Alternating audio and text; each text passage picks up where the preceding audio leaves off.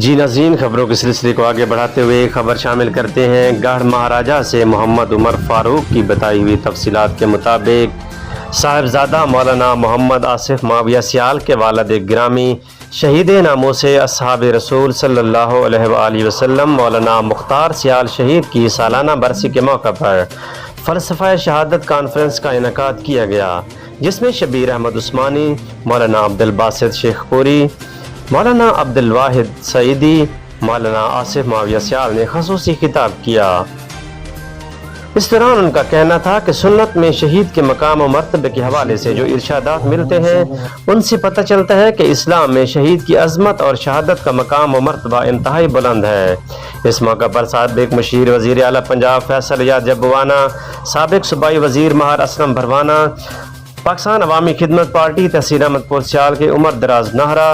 صدر فوجی محمد رمضان خان بلوچ، مولانا عمران معاویہ، مولانا عرفان حیدری، مولانا عمر معاویہ، ملک حاجی ملازم، شیخ عارف، مولانا سعید، حسین احمد مدنی سمیت مذہبی، سیاسی، سماجی شخصیات سمیت معززین علاقہ کی کثیر تعداد نے شرکت کی۔